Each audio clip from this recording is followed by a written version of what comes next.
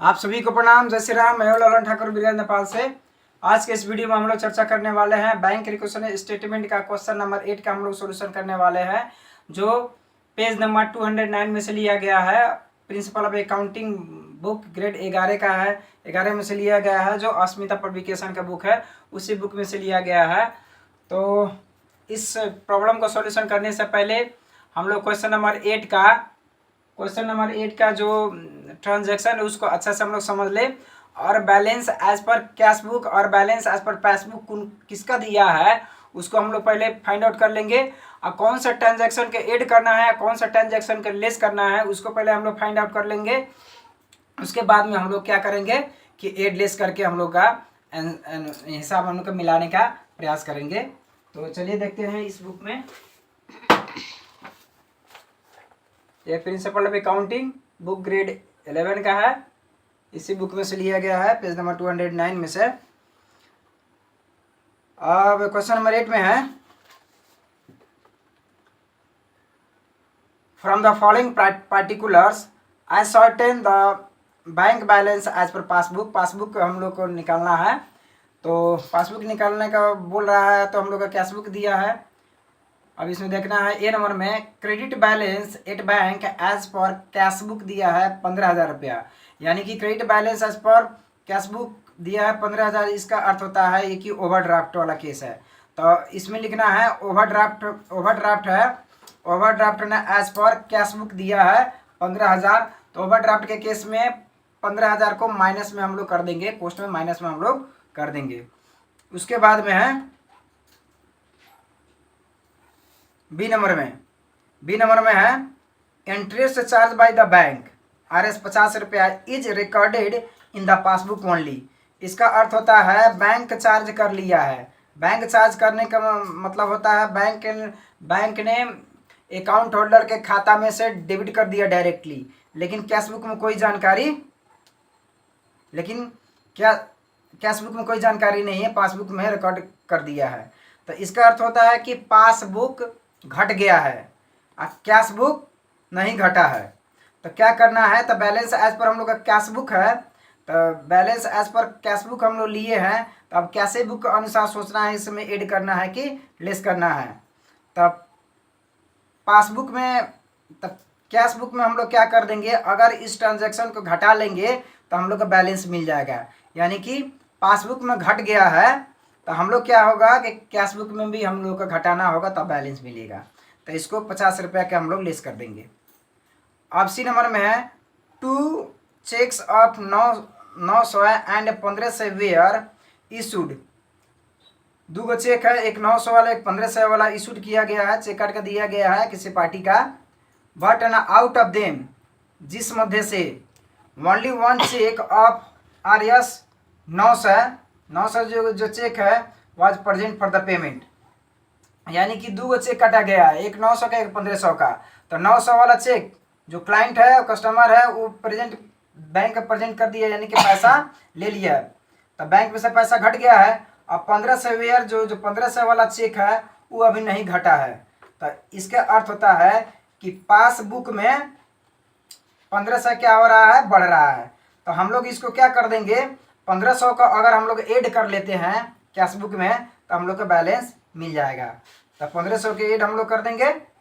अब उसी तरीका से है डी नंबर में, bank charge of RS 25 recorded only in passbook. Passbook में मात्र हम लोग का बैंक चार्ज किया है, यानी कि बैंक ने क्या किया है, कस्टमर के अकाउंट से डेबिट कर दिया। तो बैंक खाता में तो घट गया, लेकिन कैश बुक में बढ़ रहा है। तो इसको हम लोग अगर घटा लेंगे ट्रांजैक्शन को तो हिसाब हम लोग को मिल जाएगा। तो बैंक चार्जेज ऑफ 25 है रिकॉर्डेड ओनली इन पासबुक, इसको हम लोग को लेस करना है 25 रुपया। उसी तरीका से डी नंबर में है डिविडेंड्स ऑन शेयर्स 6 से 50 were collected by the bankers directly. यानी कि जो डिविडेंड आता है, तो डिविडेंड जो शेयर हम लोग खरीदे रहते हैं, शेयर में हम लोग को डिविडेंड मिलता है, तो डायरेक्टली क्रेडिट कर दिया है, यानी कि खाता में बढ़ गया है। तो यानी कि पासबुक में तो हम लोग को तो बढ़ा नहीं है। तो इस ट्रांजेक्शन अगर हम लोग पासबुक में हम कैशबुक में हम लोग बढ़ा लेंगे तो हिसाब हम लोग को मिल जाएगा। तो ई नंबर का डिविडेंड ऑन शेयर 6 से 50 were collected by the bankers directly, इसको हम लोग ऐड कर लेंगे तो हम लोग के हिसाब मिल जाएगा, कैश बुक में ऐड करना है। अब ये अपने मन में है cheques paid in to the bank, RS 2500 हम लोग चेक जमा किए हैं, but cheques of 19 were clear and credited by the bankers.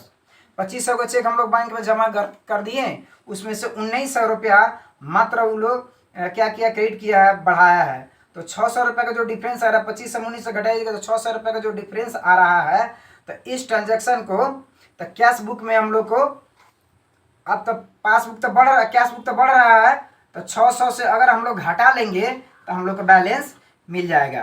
तो अब हम लोग इसमें देखना है, फाइंड आउट करना है पहले बैलेंस एज पर। तो ओवरड्राफ्ट दिया है, ओवरड्राफ्ट ने एज पर कैश बुक दिया है 15,000, तो हम लोग माइनस में कर देंगे। अब ऐड कौन कौन ट्रांजेक्शन होगा, तो ऐड होगा सी नंबर और ऐड होगा ई नंबर, उसके बाद में लेस आइटम में जाएगा बी नंबर और बी नंबर और डी नंबर बैंक चार्ज वाला जाएगा, उसके बाद में एफ नंबर जाएगा। तो इसको हम लोग अब सॉल्यूशन देखते हैं, चलिए देखते हैं हम लोग सॉल्यूशन। अब ये न्यूमेरिकल प्रॉब्लम्स हैं, क्वेश्चन नंबर 8 के सॉल्यूशन है।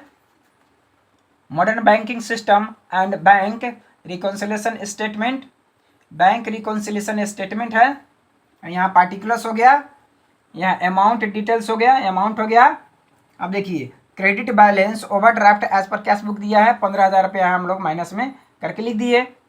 अब एड में करना है, one cheque was presented for payment, 1500 रुपये लिख दिए।